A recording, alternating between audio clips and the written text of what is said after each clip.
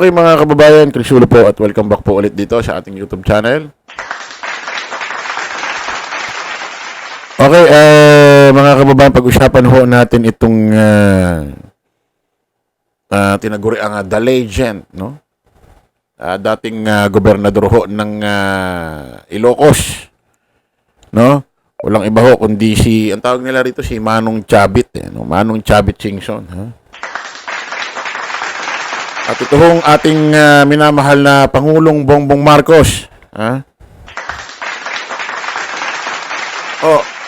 Ito mga kababayan, meron hong interview si Manong Chabit Singson, si dating gobernador. Dito ho siya bilyonaryo na kung saan nakaagulat at nakakalungkot po mga kababayan. No? Yung ginawa hong pahayag ho ni Manong Chabit about ho dito kay Pangulong Bongbong nung sila'y panahong magkakasama ho sa pangangampanya noong 2022. Pakinggan natin mga kababayan. Tuloy-tuloy. Ako lahat ang dinamit lahat ang aeroplano ko, kasama ko siya, ako nagkukontak sa mga mayors, ako nag-arrange lahat, support. Pag may banat kay Bongbong, ako nagsasagot. Pero after election, may Alzheimer na si Bongbong, hindi na ako kilala. So ngayon po ba, kanino kayo mas malapit? Kay President Bongbong? Ikaw muna. Ibig sabihin yung mga ginagamit daw mga aeroplano, jet, o ano, pag-aari niya pala yun. Tapos after doon ng election, may Alzheimer na raw si Pangulong Bongbong. Hindi natin sinasabing totoo ito, ha? Okay. Pakinggan muna natin to, mga kababayan. Marcos or kay Senator Amy? Kasi, kailan, malapit naman ako dahil tinutulungan ko sila tuwing eleksyon. So, ito na siguro last na pag-support namin sa mga Marcoses dahil hindi na kami kilala. Medyo nalungkot ako doon na. Sa ganung word na pares naman daw siyang malapit sa mga Marcos. Kay Amy Marcos, kay Pangulong Bongbong Marcos. Pero ito na raw yung huling susuporta siya sa mga Marcos dahil after daw ng eleksyon, hindi na raw sila or siya kilala. Hindi natin alam kung may katotohanan ito, mga kababayan. Pero baka naman busy lang, Manong. Sabi. Baka naman busy lang si Pangulong Bongbong. Hindi ko kasi alam, hindi ko ma-gets kung ano yung gusto mangyari ni Sir Chabit. Kumustahin siya, pagpasalamat, or ano ba, bigyan ng posisyon, or ano bang, ano. Kasi ito si Manong Chabit, actually, si Mr. Chabit Singson, gusto ko nga, nalungkot nga rin ako kasi kinancel niya yung pagtakbo niya bilang senador. Kasi di ba nag-file ito ng COC nakaraan? Sa COC sa Comelec, tatakbo siya bilang senador. Kaso ng mga inurong dahil yata sa health issue. Kasi gusto ko rin iboto to kasi may ugaling yung pilantropo. Tulong dito, tulong doon.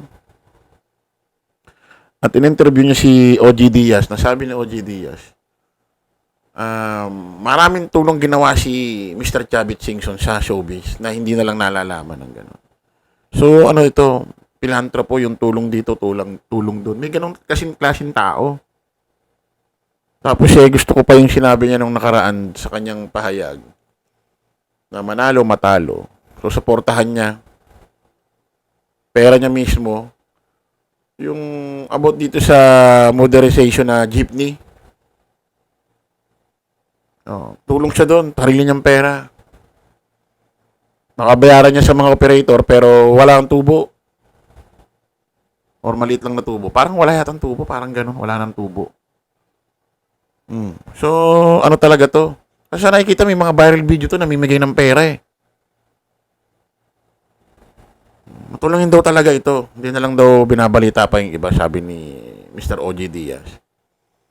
Yan, nalungkot ako rito sa kanyang pahayag. Na, syempre marinig mo ba naman yung ganung way na parang hindi naman siya nangaaway. Hindi naman siya nangaaway, you know? Pero nakakalungkot pakinggan yung ganung way ng salita na siguro ito na yung huli kong pagsuporta sa mga Marcos. Kasi after ng nilang manalo, hindi na kami kilala. So, masama loob niya kay PBBM. Para mamanong Chavit, sir, baka naman busy lang. So, sobrang daming iniisip na problema, Luzon, Visayas, Mindanao, medyo nakakalimutan kayo, sir. Baka nakakalimutan kayo.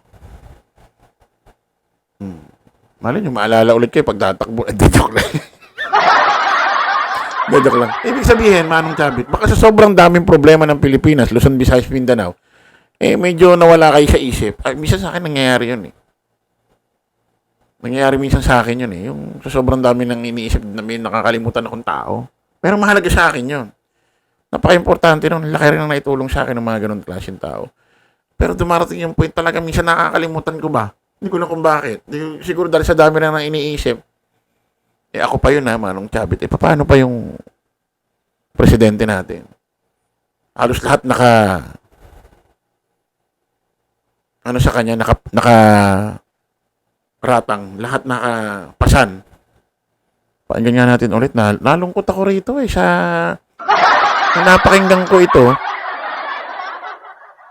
Okay lang sana kung si Digong yung sinasabihan niya kahit sulisulan pa natin, di ba? Yung problema si Pangulong Bongbong Manong Chavit, ano kaya? Kahit nakalimutan ka lang muna pansamantala, importante, taong bayan ang naaalala. Mas okay ba yun? Kaya mo na muna baka busy sir. Pakinggan natin ulit. Nalungkot ako Nalungkot ako. Lahat. At saka, ramdam mo kay Manong Chavit Singson na masama loob Mabigat yung niya Mabigat yung nararamdaman niya para kay Pangulong Bongbong Nakakalungkot Hindi, nalungkot ako sa niya, nahabag ako Pakinggan natin ulit. Tuloy-tuloy. Ako lahat ang ginamit lahat ang aeroplano ko, kasama ko siya, ako nagkukontak sa mga mayors, ako nag-arrange lahat. Support. Pag may banat kay Bongbong, ako nagsasagot. Lahat ng aeroplano niya ginamit. Lahat daw ng mga mayor sa mga lungsod, kinakausap niya, support. So, support niya to, support niyo. Pag may bumabanat daw kay Pangulong Bongbong, siya raw ang taga-soplak, siya raw ang taga-sagot. Matindi pa lang ginawang suporta ni Pangulong Bongbong. Sabi, nanalo raw si Pangulong Bongbong dahil kay BP Sara. Lumalabas. Yung mga inikutan nilang probinsya, lungsod, ang kinakausap niya sa mga mayor daw, support. Ibig sabihin, nanalo si Pangulong Bongbong dahil kay Sir Chavit. Kinakausap niya rin yung mga mayor siyempre, laking bagay ng mayor yun ang namumuno sa lungsod. At hindi si BP Sara ang nagpanalo kay Pangulong Bongbong, si Sir Chavit.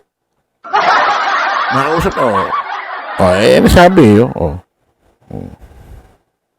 Na kami lahat. Tuloy-tuloy. Ako lahat ang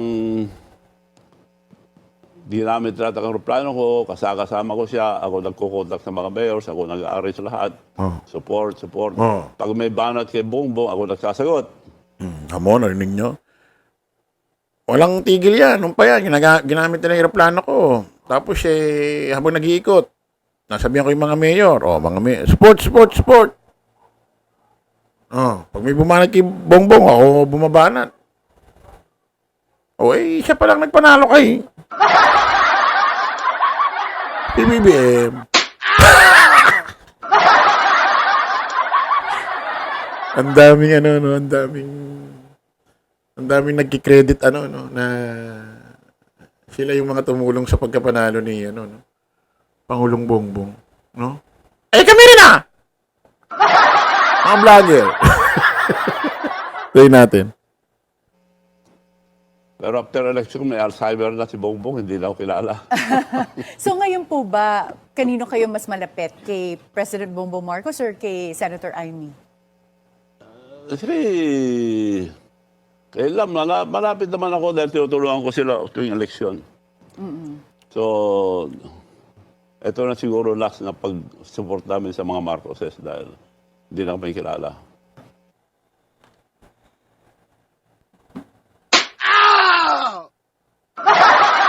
Nalungkot, no? Nalungkot ako dun sa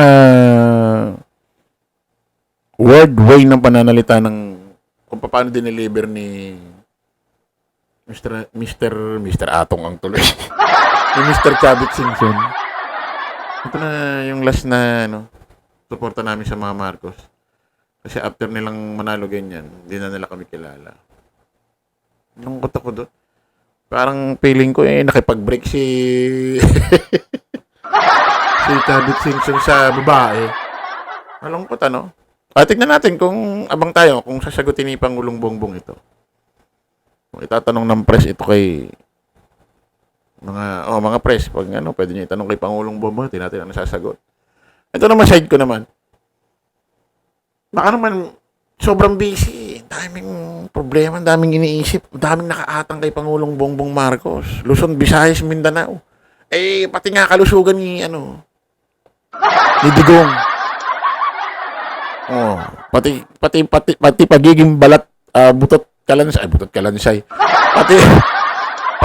Pati sa pagiging ni Digong ng butot balat, sinisisi kay Pangulong Bongbong eh. Ang daming nakaatang kay PBBM Sir Chavit. Baka naman, medyo tayo.